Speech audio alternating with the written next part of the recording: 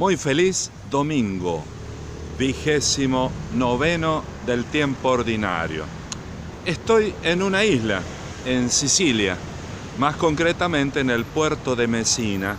Aquí, a mi espalda, está el monumento de un almirante, Fyodor Uşakov, que fue declarado héroe, reconocido por el gobierno italiano, entonces el Reino de Italia, por haber socorrido con su equipaje. Eran 3 naves rusas que participaron en el 1908.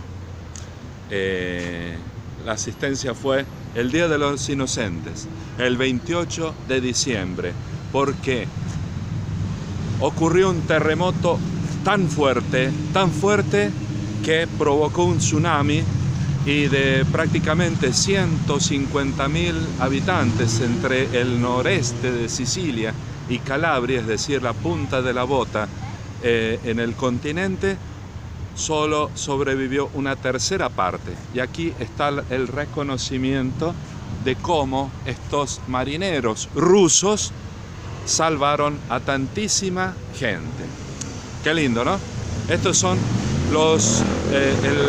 esta fue concretamente la primera ayuda humanitaria internacional importante del siglo XX. Bueno, entonces vamos a la palabra. Espero que los ruidos de esta ciudad no molesten tanto, y tiene mucho que ver esto que estamos anunciando, ¿no? Esta emergencia que los marineros rusos brindaron a esta población tiene muchísimo que ver también con el Evangelio o la palabra de hoy, que tocará el tema de la justicia, ¿no? Podríamos hasta hacer una aplicación moderna de esto, diciendo que, bueno, cuando comenzó este pandemonio, los primeros en socorrer a Italia fueron justamente la Federación Rusa. Mira lo que son las cosas. Y después no se agradece esta asistencia, sino colaborando, ¿no?, con tantas medidas contra el gobierno ruso. Bien, así suceden las cosas, ¿no? Así es la historia. Vamos con las palabras porque nos van a ayudar muchísimo a comprender.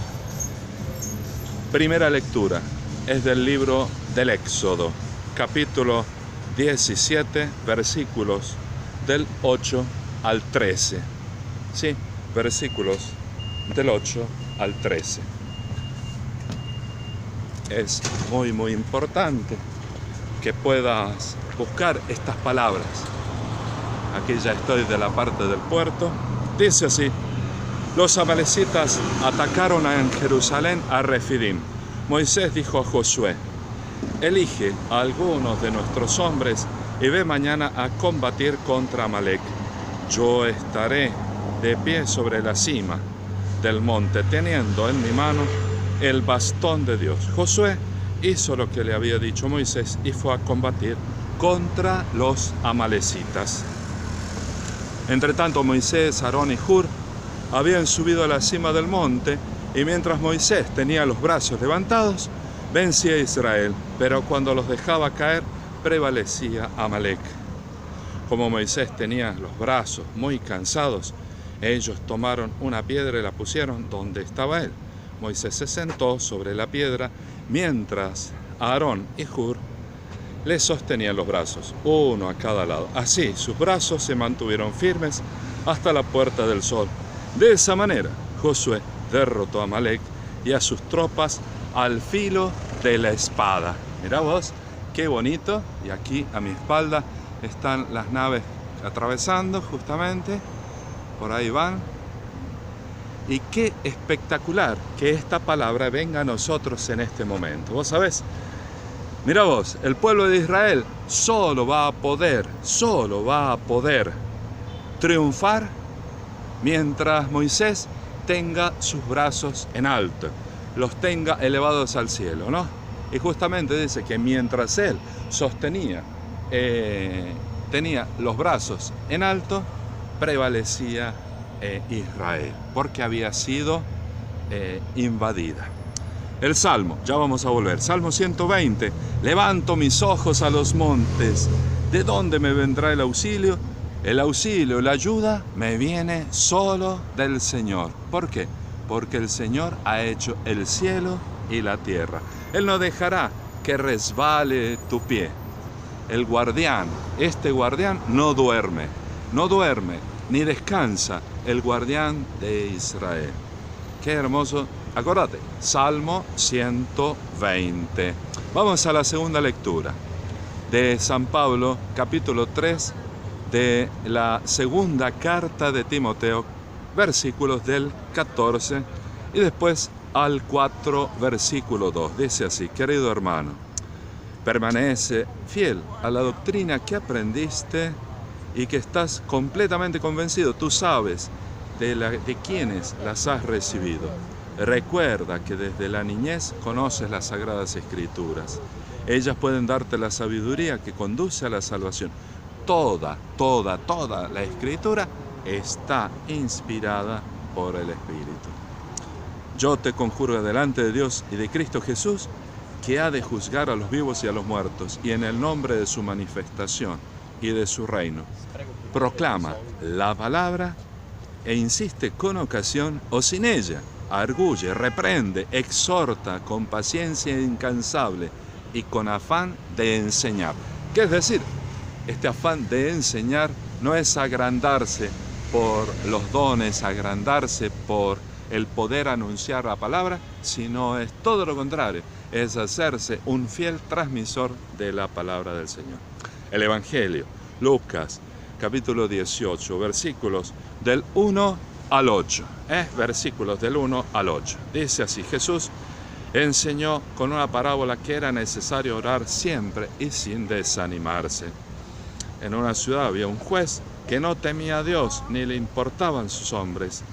Y en una misma ciudad vivía una viuda que recurría a él diciéndole: te ruego que me hagas justicia con mi adversario. Durante mucho tiempo el juez se negó, pero después le dijo: yo que no temo a Dios ni me importan los hombres, pero como esta viuda me molesta, le haré justicia para que no venga a continuar a fastidiarme, ¿no? Este juez, que justamente lo que dice es que al final va a hacer justicia porque esta viejita ya lo tiene cansado. Durante mucho tiempo el juez se negó, pero después dijo: le voy a hacer justicia.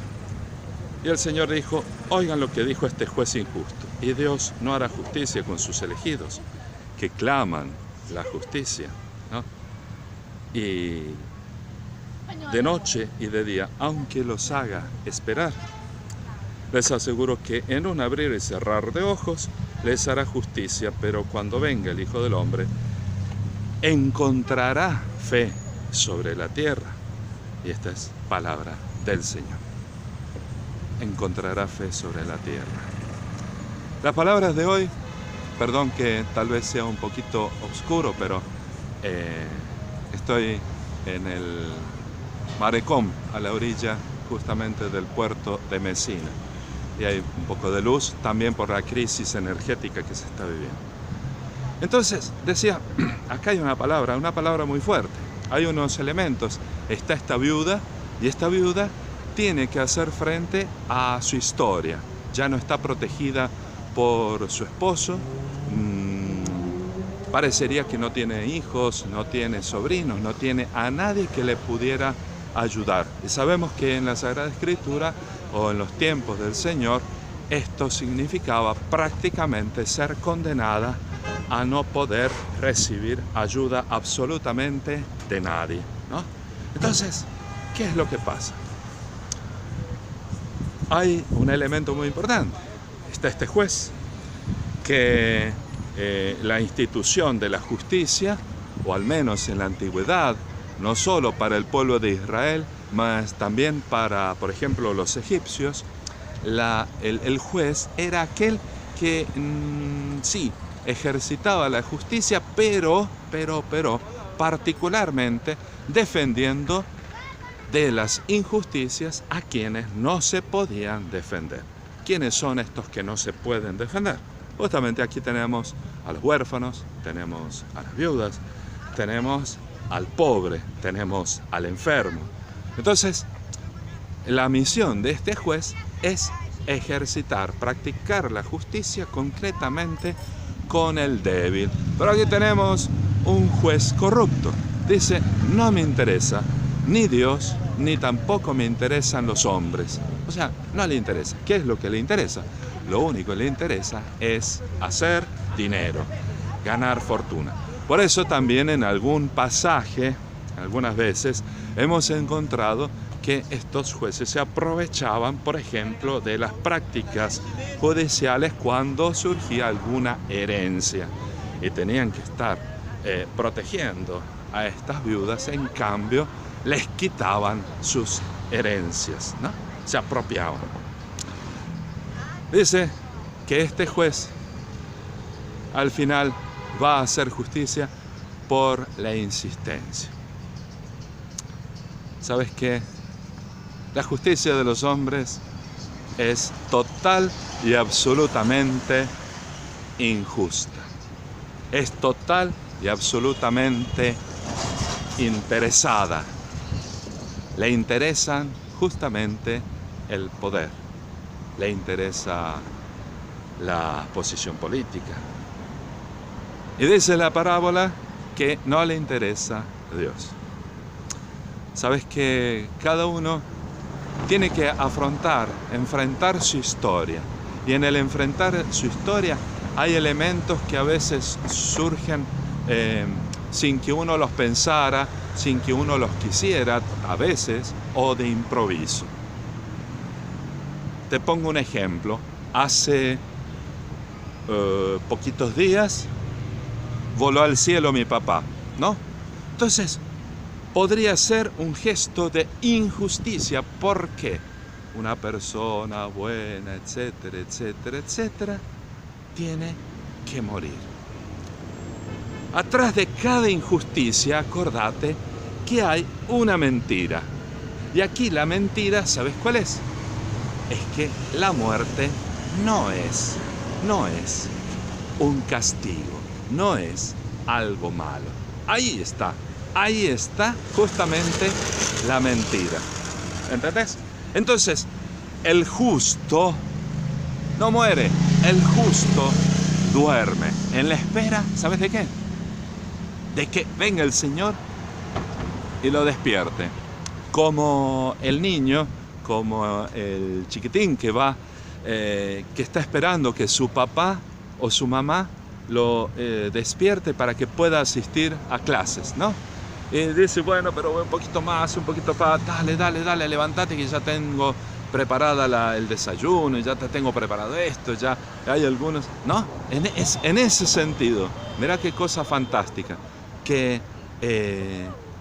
el justo, el que muere en la paz del Señor, el que muere en la gracia de Dios, en la gracia de Dios, con la oración, con la vida de los sacramentos, con la participación también de la familia, ese goza de la paz del Señor. Y no muere, sino que descansa, se duerme, esperando el día fantástico de la resurrección. Por eso al inicio te puse un ejemplo de una injusticia concreta, real, pero también pagana. En cambio ahora te pongo un ejemplo de justicia real, concreta y divina. ¿Sabes por qué? Porque somos hijos de la eternidad, vos y yo. Somos hijos del cielo. Por eso esta viuda, ¿sabes cuál es? Esta viuda sos vos, soy yo. Esta viuda es la iglesia. Esta viuda es la comunidad cristiana a la que la modernidad, los malos ejemplos, las leyes muchas veces injustas y que van contra el orden, contra los valores cristianos, la hacen perder a su esposo, la hacen transformarse, la hacen hacerse viudas. Entonces quedan desamparados. Por eso es importantísimo poder alimentar, para poder descubrir que vos no sos más una viuda. ¿Sabes por qué? Dice la palabra, cuando habla de Israel, yo te voy a casar, yo te voy a esposar, dice el Señor, ¿no? ¿A quién? Al pueblo de Israel. Este pueblo de Israel que es viudo. Este pueblo de Israel que no tiene la felicidad. Yo te voy a esposar. Ahí cuando nadie se quiere hacer cargo de vos. Nadie te quiere dar la felicidad. Nadie es capaz de darte la felicidad. Yo te voy a dar la felicidad. Yo te voy a esposar. Yo te voy a transformar de todo eso que dijeron de vos, que no servías, que eras un inútil, que las cosas que vos hacías no servían para nada, que vos no sos importante como tal, entonces no vas a poder desarrollar tus capacidades. A ese que muchas veces, a esa voz que vos y yo muchas veces hemos escuchado, a esa voz el Señor te dice, yo te voy a esposar. Yo voy a hacer que dejes de ser una viuda, un viudo, porque yo te quiero esposar. ¡Qué palabra! Decime si esto no es una palabra de felicidad. Una felicidad, creo yo, como papá, mamá y mi hermano menor están gozando en este momento. Mientras vos y yo acá todavía sufriendo las cosas del mundo, ¿no? Por eso, a combatir. ¿Sabes qué significa orar? Orar significa combatir. Por eso, la oración permanente, ¿qué cosa es? Es el combate permanente, continuo. Te levantás, Señor, soy un lujurioso, soy un envidioso, soy un ladrón, un mentiroso, un adúltero, un hipócrita, soy un falso. Dame tu fuerza para que hoy no haga nada, ningún desastre. Dame tu fuerza para que pueda decir la verdad, para que pueda ser honesto, para que pueda ser fiel, para que pague lo que corresponde, para que no eluda impuestos, etcétera, etcétera. Y al final de la jornada, Señor, gracias porque me has ayudado en estos casos concretos. Perdóname porque se me fue la lengua.